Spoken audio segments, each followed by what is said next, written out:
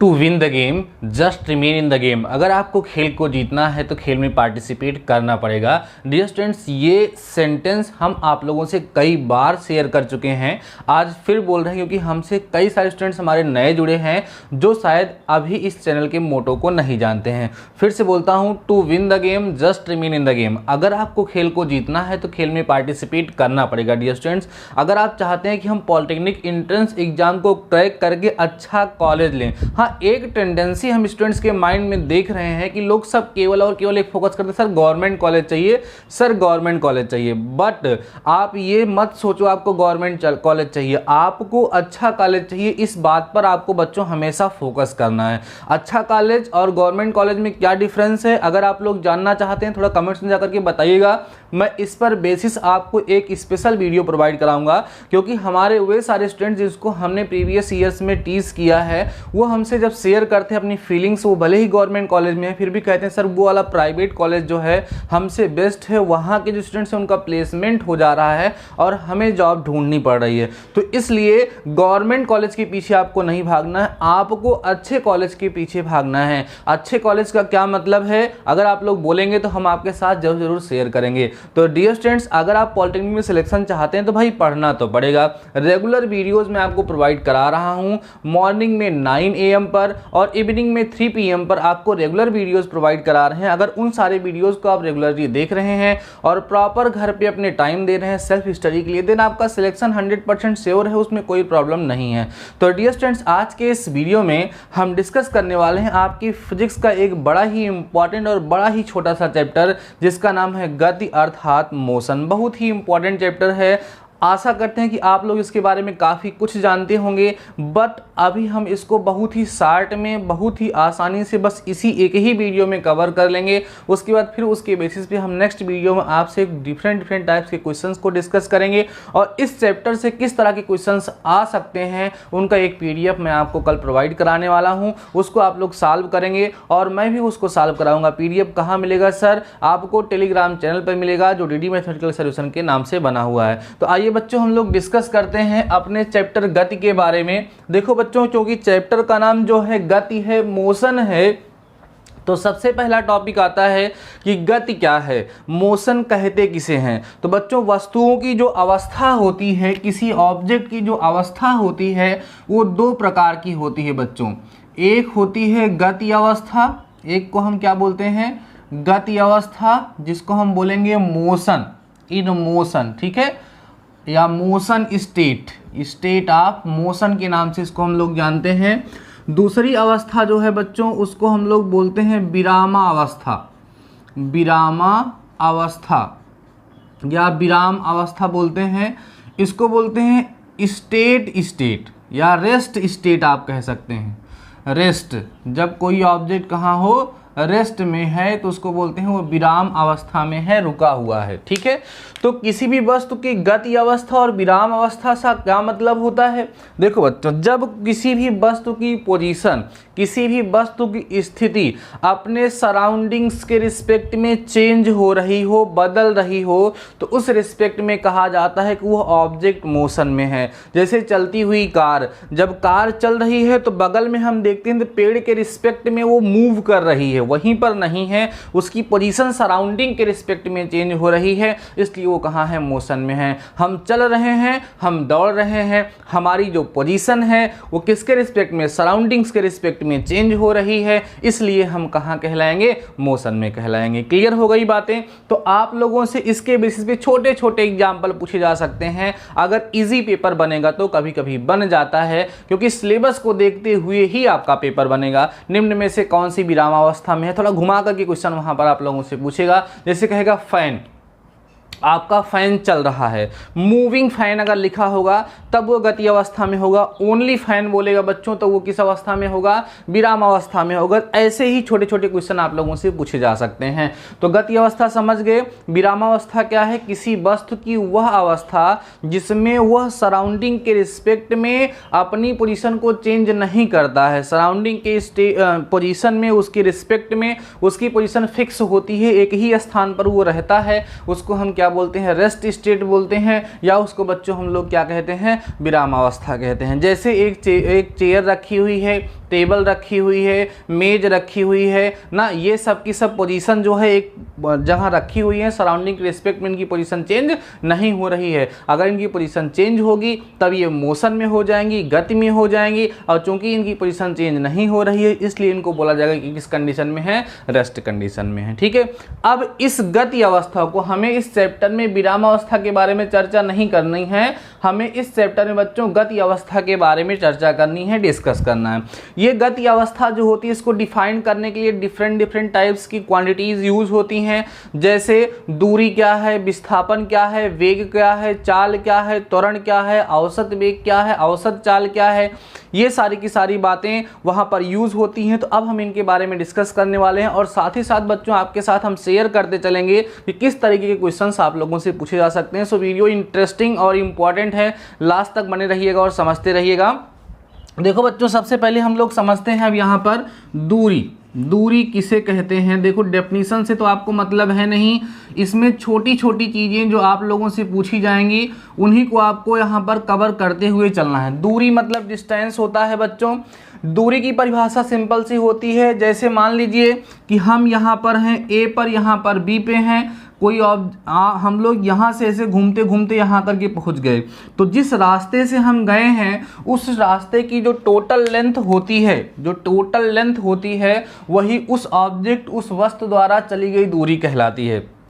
मतलब किसी वस्तु द्वारा कवर किए गए पाथ, उसके रास्ते की जो लंबाई होगी, length of the actual path covered by any object is known as distance. जिस रास्ते से वो जाएगा उस रास्ते में उसने जितनी डिस्टेंस, जितनी लेंथ उसने कवर की है वही क्या कहलाता है बच्चों, उसकी दूरी, उसकी डिस्टेंस कहलाती है। आप बहुत पहले से जानते हो कि सर जो दूरी है हमारी वो कैसी राशि होती है, वह एक अदिश राशि है। कौन सी राशि है? अदिश राशि है। समझ में आ रही है? अदिश राशि है। और उसके साथ साथ बच्चों इसका मात्रक जो होता है, एसआई मात्रक, वो मीटर होता है। बड़े मात्रक तो आपको पता है किलोमीटर में यूज करते हैं हम लोग, प्रकाश वर्ष में दूरी को नापते हैं, लेकिन अभी आपको ये समझना है कि दूरी एक अदिश राशि है, दूरी एक अदिश राशि है। और साथ ही साथ बच्चों इसका हम लोग जो मापन करते हैं किस में कहते हैं, मीटर में करते हैं। ठीक है, क्लियर हो गई बात? अब सुनो, आपके एग्जाम में एक छोटा सा क्वेश्चन बहुत ही इंपॉर्टेंट पूछा जा सकता है। देखो जो व्हीकल्स होती हैं, जो कार होती है या जो मोटर कार होती है, उसमें डिस्टेंस को मेज़र करने के लिए मीटर लगा हुआ होता है। उसमें डिस्टेंस को मेज़र करने के लिए क्या लगा होता है बच्चों, मीटर लगा हुआ होता है। उस मीटर को क्या कहते हैं, उसको कहते हैं ऑडोमीटर। क्या बोलेंगे? ऑडोमीटर के नाम से जानते हैं। इस चीज़ को हमेशा ध्यान रखिएगा बच्चों कि दूरी मापने के लिए, ठीक है, जो डिवाइस लगी हुई होती है किसको मापने के लिए, दूरी नापने के लिए, जो व्हीकल्स होती हैं जैसे मोटरसाइकिल हो गई, ठीक है, कार हो गई, उसमें मीटर लगा हुआ होता है जो निरंतर मेजर करता है कि आपकी कार, आपकी बाइक कितना डिस्टेंस ट्रेवल कर चुकी है। तो उस डिस्टेंस को ट्रेवल करने के लिए जिस डिवाइस का यूज़ होता है उसको ऑडोमीटर के नाम से जाना जाता है। ठीक है, क्लियर हो गई बातें? चलिए आगे हम बात करते हैं बच्चों। डिस्टेंस के बाद डिस्प्लेसमेंट क्या होता है, क्या बोलेंगे हम लोग? डिस्प्लेसमेंट क्या होता है? डिस्प्लेसमेंट को हम लोग बोलते हैं बच्चों विस्थापन। डिस्प्लेसमेंट को हम लोग क्या बोलेंगे? विस्थापन बोलेंगे। ठीक है, विस्थापन क्या होता है बच्चों? जब कोई भी ऑब्जेक्ट मोशन करे, वो किसी भी रास्ते से गया हो, लेकिन उसके इनिशियल और फाइनल पॉइंट, प्रारंभिक बिंदु और अंतिम बिंदु की जो मिनिमम डिस्टेंस होगी, उसकी जो मिनिमम डिस्टेंस होगी वो विस्थापन कहलाती है। कैसे? जैसे मान लो कोई ए से चल के यहाँ बी पे चला गया, फिर लौट करके यहाँ पे सी पे चला आया, तो अगर ये मान लो 5 मीटर है, ये मान लो 4 मीटर है, सपोज कर लीजिए ऐसे, तो अगर आपसे पूछा जाए कि इसने डिस्टेंस कितनी ट्रेवल की है, डिस्टेंस माने दूरी कितनी चली है, तो कितना बताओगे? 5 धन 4, 5 मीटर और धन ये 4 मीटर, माने उसने 9 मीटर कुल दूरी बच्चों वहाँ से तय की है। ठीक है, लेकिन अगर विस्थापन की बात करेंगे तो हम इस वाले को मेजर करेंगे। ये जितना मिनिमम दिख रहा है बच्चों, ये इसका क्या कहलाएगा, विस्थापन कहलाएगा। क्या विस्थापन का मान कभी शून्य हो सकता है? Yes sir. जैसे मान लीजिए किसी ने इस पॉइंट से किसी बॉल को ऊपर की तरफ फेंका और वो बॉल फिर आकर के यहीं पहुंच गई, तो वो जिस पॉइंट से चली थी उसी पॉइंट पर फिर से आकर के पहुंच गई। उसका प्रारंभिक बिंदु और अंतिम बिंदु आकर के उसी पॉइंट पर हो गया है, तो उसका अपने पॉइंट से डिस्प्लेसमेंट, उसका विस्थापन कितना है, शून्य है। इसलिए किसी भी राशि का जो है विस्थापन वो शून्य हो सकता है। अगर कोई व्यक्ति सर्कुलर पाथ पे चल रहा हो, सर्कुलर पाथ पे इस तरीके से चल रहा हो, यहाँ पॉइंट ए से वो चलना स्टार्ट करता है, ऐसे मूव करता है, मूव करके फिर से आकर के इसी पॉइंट ए पर पहुंच जाता है, तो जिस पॉइंट से उसने चलना स्टार्ट किया था बच्चों, उसी पॉइंट पर आकर के वो पहुंच गया। इसलिए इस सिचुएशन में उसका विस्थापन, उसका जो डिस्प्लेसमेंट है वो कितना हो गया, शून्य हो गया। इस तरह का क्वेश्चन आप लोगों से पूछा जा सकता है। एक क्वेश्चन बहुत ज़्यादा पूछा जाता है, कहते हैं कि एक आदमी ऐसे चल रहा था, कहने कि 4 मीटर सपोज बोल देंगे कि ईस्ट वेस्ट कोई डायरेक्शन बोल देंगे, 4 मीटर एक पॉइंट से चलता है, उसके बाद अपने लेफ्ट वो मूव कर जाता है और 3 मीटर चलता है। आपसे पूछेगा कि भैया उसका डिस्प्लेसमेंट बताओ, तो उसका डिस्प्लेसमेंट कौन होगा, सर ये होगा। अब जब लेफ्ट राइट घूमता है बच्चों तो 90 डिग्री के एंगल पर वो घूमता है, हमें ये निकालना है। देखो हाइपोटेनस है, ये बेस है और ये क्या है, परपेंडिकुलर है, तो डिस्प्लेसमेंट निकालोगे तो 3 का स्क्वायर हो जाएगा प्लस 4 का स्क्वायर हो जाएगा, 9 और प्लस 16 ना, तो आ जाएगा 25 स्क्वायर रूट। जब इसका आप निकाल लोगे, इसकी वैल्यू निकालने के लिए, तो आपको 5 मिल जाएगा। मतलब यहाँ से डिस्प्लेसमेंट होगा वो कितना आएगा, 5 मीटर आएगा। ऐसे ही और सारे क्वेश्चंस पाइथागोरस थ्योरम का यूज करते हुए और विस्थापन की प्रोसेस का यूज करते हुए आप लोगों से पूछे जा सकते हैं। फाइनली हमको यहाँ पे याद क्या रखना है, जो विस्थापन है बच्चों वो सदिश राशि है, वेक्टर क्वांटिटी है, और इसको मापने के लिए भी जिस यूनिट का हम लोग यूज़ करते हैं वो मीटर ही होती है। क्लियर हो गई बातें। ये मेन डिस्प्लेसमेंट काफ़ी ज़्यादा इंपॉर्टेंट है, इससे कई सारे क्वेश्चंस बनते हैं। जितने टाइप के क्वेश्चंस यहाँ पर आप लोगों से पूछे जा सकते हैं, उन सारे टाइप के क्वेश्चंस के बारे में हमने आपके साथ डिस्कस कर दिया है और आपको समझ में भी आ गया होगा बच्चों, इसमें कोई प्रॉब्लम आपको नहीं होगी। ठीक है, अगला टॉपिक जो हमारा है वो है चाल। चाल, चाल का मतलब होता है बच्चों स्पीड। ठीक है, देखो ध्यान से, चाल क्या होता है, किसी वस्तु के द्वारा चली गई दूरी बटे समय अंतराल। ठीक है, एकांक समय में चली गई दूरी को ही उसकी चाल कहते हैं। जैसे मान लीजिए, तो फाइनली मैं फार्मूला लिख देता हूं कि चाल बराबर जो सूत्र होता है बच्चों वो दूरी बटे समय होता है। दूरी बटे क्या होता है, समय होता है। ये चाल का सूत्र होता है और आपको पता है, इस पे बेसिस हमसे फार्मूला ही पूछा जा सकता है। इसका जो राशि होगी बच्चों, चाल जो होती है वो अदिश राशि होती है, क्योंकि इसमें डायरेक्शन नहीं देखा जाता है, और साथ ही साथ इसका जो मात्रक होगा वो मीटर प्रति सेकेंड होगा। साफ साथ आप लोगों को यहाँ पे दिख रहा होगा, दूरी का मात्रक मीटर होगा और समय का मात्रक सेकेंड होगा, तो यह एक अदिश राशि है, उसका मात्रक मीटर पर सेकेंड होता है। अब यहाँ पर एक इंपॉर्टेंट वर्ड आपको यूज होगा, स्पीडोमीटर। स्पीडोमीटर, ठीक है, इसको किसको, किसी भी वस्तु की चाल को मापने के लिए जो व्हीकल में एक डिवाइस लगी हुई होती है उसको स्पीडोमीटर के नाम से जाना जाता है। किस नाम से जाना जाएगा, स्पीडोमीटर से उसकी चाल को नापा जाता है। ठीक है, चाल में बच्चों कोई डायरेक्शन नहीं होता है, चाल में कोई डायरेक्शन नहीं होता, इसलिए डेफिनेशन बताई जाती है, distance travel by any moving body per unit time in any direction. किसी भी वस्तु द्वारा एकांक समय में चली गई दूरी किसी भी दिशा में उसकी क्या कहलाती है, चाल। इसलिए यह अदिश राशि हो गई और मात्रक, और इसको स्पीडोमीटर से नापा जाएगा। ये छोटी छोटी चीजें हम आपको बताते चल रहे हैं। अब बात आती है बच्चों वेग की। वेग का मतलब होता है वेलोसिटी। देखो इसकी सिंपल सी डेफिनेशन बताता हूं बच्चों, speed with direction. Speed with direction, अगर इस स्पीड में डायरेक्शन भी ऐड हो जाए तो इसी को बच्चों हम क्या कहते हैं, वेलोसिटी कहते हैं। मतलब वेलोसिटी जान लीजिए स्पीड ही है, लेकिन उसके साथ साथ जब हम डायरेक्शन की भी बात करने लगते हैं तो ये जो स्पीड होती है उसी को हम क्या कह देते हैं, वेलोसिटी, उसी को हम लोग वेग कह देते हैं। तो वेग निकालने का सूत्र क्या होता है, वेग निकालने का सूत्र होता है बच्चों विस्थापन बचे समय। क्या होगा, विस्थापन और बटे में क्या होता है, समय होता है। ठीक है, ये होता है। ठीक है, क्लियर हो रही हैं बातें सारी की सारी आप लोगों को। तो अब देखो इसमें और चीज आपको ध्यान रखना है बच्चों कि ये जो होगी हमारी कौन सी राशि होगी, सदिश, क्योंकि इसमें दिशा भी आ गई है। इसका मात्रक क्या होगा, मीटर प्रति सेकेंड। इसको मापने के लिए जो मात्रक का प्रयोग होगा वो क्या होगा, मीटर प्रति सेकेंड होगा। एक छोटी छोटी बातें सब क्लियर करते हुए चल रहे हैं और बहुत ही कम समय में पूरा चैप्टर आपको हम पढ़ा देंगे, ऐसे समझते चलिए बस। नेक्स्ट टॉपिक हमारा जो आता है बच्चों वो है औसत चाल। क्या है, औसत चाल। औसत चाल होता है बच्चों एवरेज स्पीड, एवरेज स्पीड। तो औसत चाल को निकालने का सूत्र जान लीजिए आप लोग।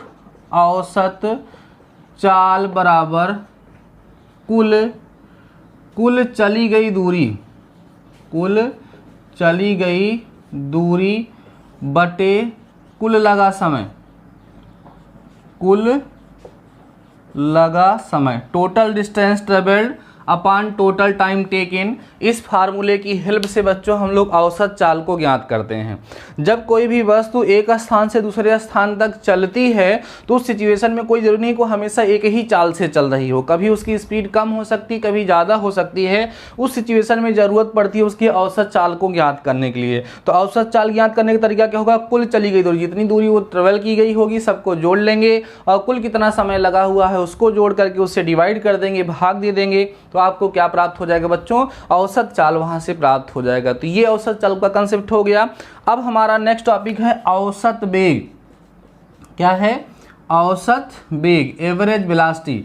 इसका फार्मूला होगा बच्चों कुल विस्थापन, वहां पे दूरी थी, यहाँ पे क्या हो जाएगा, कुल विस्थापन बटे हो जाएगा कुल लगा समय, कुल विस्थापन और बटे कुल लगा समय जो होगा बच्चों ये होगा औसत वेग को ज्ञात करने का तरीका। तो अभी तक हम लोगों ने यह डिस्कस कर लिया गति अवस्था क्या है, विराम अवस्था क्या है, दूरी क्या है, विस्थापन क्या है, चाल क्या है, वेग क्या है, औसत चाल क्या है बच्चों और औसत वेग है क्या है, ये सारी की सारी बातें हम लोगों ने क्लियर कर ली। अब हमारा नेक्स्ट टॉपिक है बच्चों त्वरण, जिसको हम कहते हैं एक्सेलरेशन, बहुत ज़्यादा इंपॉर्टेंट है, उसके बारे में हम डिस्कस करेंगे। देन हम मोशन की इक्वेशन के बारे में डिस्कस करेंगे, अंडर ग्रेविटी मोशन क्या होता है उसके बारे में डिस्कस करेंगे, तब जाकर के चैप्टर खत्म होगा। लेकिन उसके पहले आप वीडियो को पास करके इसका एक स्क्रीनशॉट ले लीजिए, देन हम आगे डिस्कस करते हैं। So before that pass the video and note down. तो हम डिस्कस करेंगे बच्चों अब त्वरण क्या होता है, इसको हम लोग एक्सीलरेशन कहते हैं। ध्यान से बने रहिएगा, सारी बातों को समझ करके ही जाइएगा।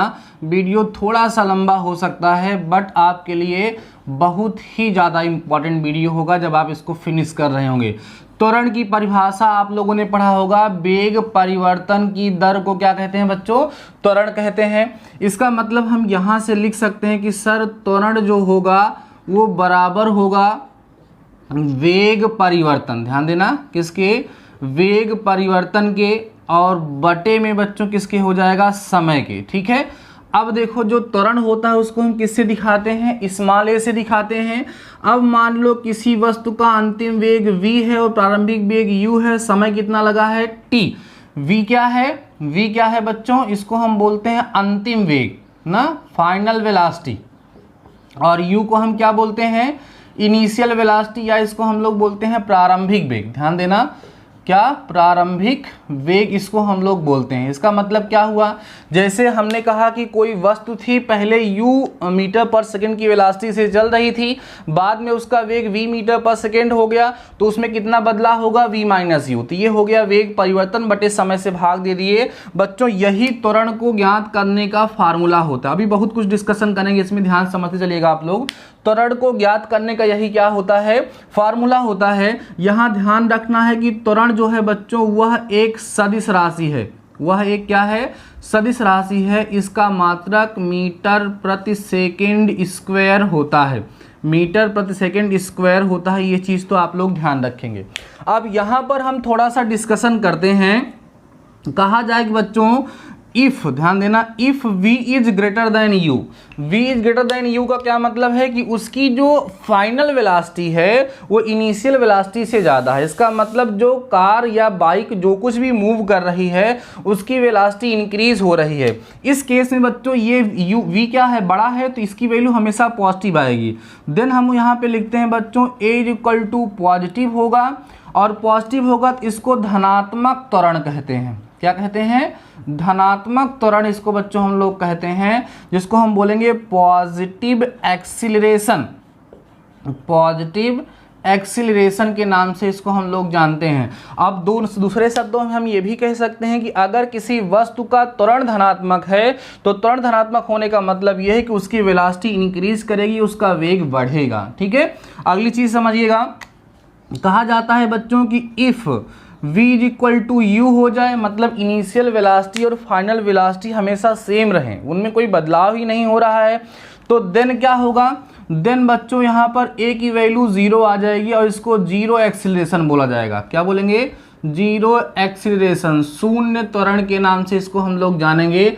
पूछा जा सकता है कि शून्य त्वरण जीरो एक्सीलरेशन क्या है, तो उस केस में आप लोग वहां पर बताएंगे बच्चों कि जब त्वरण शून्य हो, त्वरण शून्य कब होगा, जब कोई भी वस्तु एक समान चाल, एक समान वेग से चल रही हो, उसके वेग में परिवर्तन नहीं हो रहा है, कंटिन्यूअसली उसी वेग से चल रही है, तो वहां पर त्वरण क्या होगा, शून्य होगा, और उसको हम शून्य त्वरण या जीरो एक्सीलरेशन के नाम से जानेंगे। ठीक है, अगली कंडीशन समझिएगा बच्चों, कहा जाता है if v is less than you, final velocity जो हो बच्चों वो इनिशियल वेलोसिटी से क्या हो जाए, लेस हो जाए। इसका मतलब जब वो कार, बाइक या कोई भी डिवाइस है वो जब मूव कर रही है तो उसकी वेलोसिटी डिक्रीज कर रही है, देन इस केस में आप देखेंगे बच्चों कि a इज लेस देन 0 आएगा, या आप कह सकते हो कि a इक्वल टू नेगेटिव आएगा।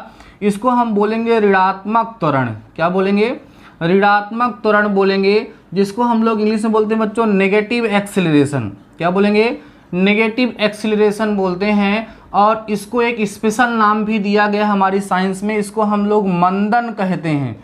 क्या कहते हैं, मंदन। इंग्लिश में इसको बच्चों रिटार्डेशन के नाम से जाना जाता है। ठीक है, इसको हमेशा याद रखिएगा, negative acceleration is known as retardation. ऋणात्मक त्वरण सदैव क्या कहलाता है बच्चों, मंदन कहलाता है। तो ये कंप्लीट इंट्रोडक्शन हम लोगों ने किया किसके बारे में, त्वरण के बारे में, एक्सीलरेशन के बारे में, जो आप लोगों को कंप्लीटली समझ में आ गया होगा।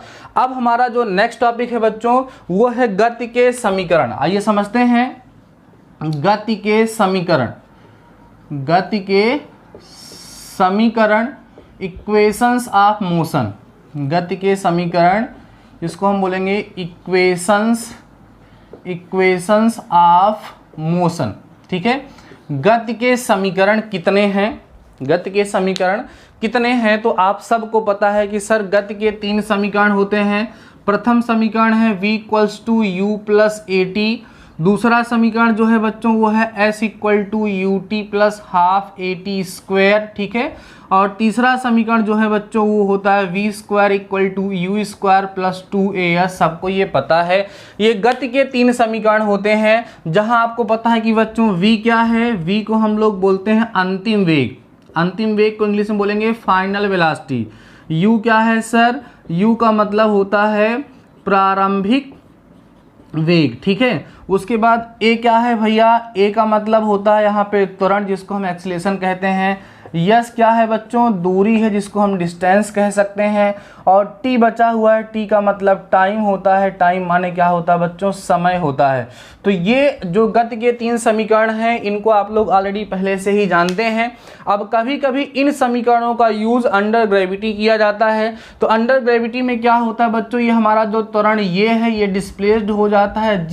जी माने एक्सीलरेशन ड्यू टू ग्रेविटी, जिसकी वैल्यू 9.8 मीटर पर सेकेंड स्क्वायर होती है, या कभी कभी हम लोग 10 मीटर पर सेकेंड स्क्वायर भी यूज करते हैं जब क्वेश्चन में दिया गया रहता है। उस केस में हमारे जो समीकरण होते हैं वो चेंज हो जाते हैं। v equal to u plus यहाँ पर जी टी हो जाता है। ये वाला समीकरण चेंज होकर के s equal to u t plus half g t square हो जाता है। ये वाला समीकरण चेंज होकर के v square equal to u square plus 2gs हो जाता है। मतलब जहां जहां a होगा वहां वहां g हो जाएगा। अब बच्चों जब भी एक्सीलरेशन कैसा होगा, पॉजिटिव होगा। जब भी त्वरण धनात्मक होगा तो यहाँ पॉजिटिव साइन रहेगा, और जब त्वरण निगेटिव होगा तो यहाँ पर निगेटिव साइन लग जाएगा। तो इक्वेशन उस तरीके से यूज होंगे, जैसे जब कोई वस्तु ऊपर से नीचे गिर रही होगी, अगर कोई वस्तु ऊपर से नीचे गिर रही होगी उस सिचुएशन में उसका वेग बढ़ेगा, क्योंकि वहां पर एक्सेलरेशन पॉजिटिव है, उसको अर्थ अपनी तरफ अट्रैक्ट कर रही है, अपनी तरफ खींच रही है, तो वहां पर उसका त्वरण कैसा है, धनात्मक। तो उस सिचुएशन में हमारे जो इक्वेशंस यूज होंगे वो कौन होंगे, v = u + gt, ठीक है, s = ut + ½ gt², v² = u² + 2gs, ठीक है। अब ये तो तब की बात हुई जब वस्तु ऊपर से नीचे की तरफ गिर रही है, और उस सिचुएशन में बच्चों क्या हो रहा है कि जो एक्सीलरेशन था वो कैसा था, पॉजिटिव था।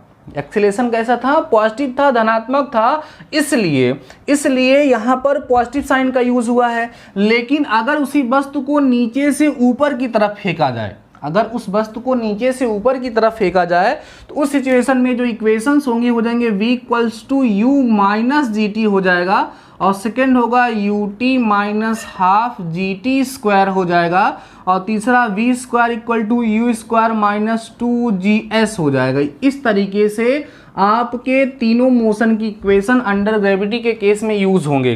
जब ऊपर से नीचे की तरफ वस्तु गिरेगी तो यहाँ पॉजिटिव होगा, नीचे से ऊपर की तरफ फेंकी जाएगी तो निगेटिव एक्सीलरेशन वहां पर लगे, क्योंकि जब हम नीचे से ऊपर की तरफ किसी वस्तु को फेंकते हैं तो वह वस्तु नीचे की तरफ अट्रैक्ट होती है, तो निरंतर उसके वेग में कमी होती है, तभी तो कुछ दूर ऊपर जाकर के रुक जाती है और नीचे गिर जाती है। तो इसलिए यहाँ पर कैसा साइन यूज हो जाएगा बच्चों, निगेटिव। अब सुनो, इस चैप्टर के कंप्लीट इंट्रोडक्शन के बारे में हमने आपके साथ डिस्कस कर लिया। अब हमें इसके बेसिस पे क्वेश्चन सॉल्व करने हैं, इनके बेसिस पे हमें अच्छे अच्छे क्वेश्चन डिस्कस करने हैं, जिसकी पीडीएफ कल आप लोगों को मिलेगी एकदम क्लास के टाइमिंग के बाद।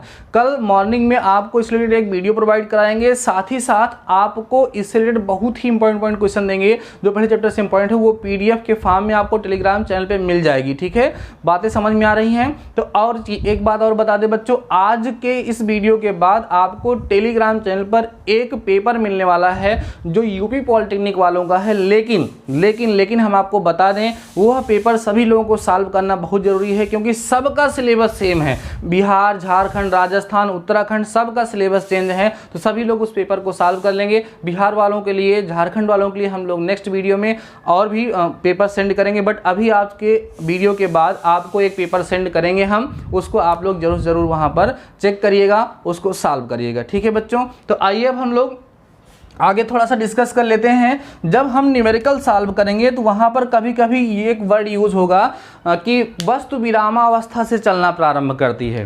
तो जब कभी भी कोई वस्तु विरामावस्था से चलना प्रारंभ करेगी तो ध्यान रखिएगा बच्चों, उसका प्रारंभिक वेग हमेशा शून्य होगा। कभी कभी बोलेगा कि वस्तु चलते चलते जाकर के कहीं पर रुक गई, जब वस्तु कहीं पर रुक जाएगी तो बच्चों उस सिचुएशन में उसका जो अंतिम वेग होगा वो क्या हो जाएगा, शून्य होगा। ये सारी चीज़ें हम लोग ध्यान रखेंगे, जिसका यूज करते हुए हम लोग न्यूमेरिकल सॉल्व करेंगे। तो आशा करते हैं बच्चों कि ये वीडियो जो मैंने आप लोगों को प्रोवाइड कराया है ये आपको कंप्लीटली 100% बहुत ही अच्छी समझ में आया होगा, आपको कहीं कोई समस्या नहीं हो रही होगी। इस तरह के और सारे वीडियोस को फाइंड करने के लिए, जानने के लिए आप लोग वीडियो पे लगातार बने रहिए। चैनल को सब्सक्राइब नहीं किए सब्सक्राइब कर लीजिए। तो ठीक है बच्चों, आज के इस वीडियो में बस इतना ही। शानदार रहिए, मस्त रहिए और पढ़ते जरूर रहिए। मिलते हैं नेक्स्ट वीडियो के साथ, तब तक अपना ख्याल रखिए।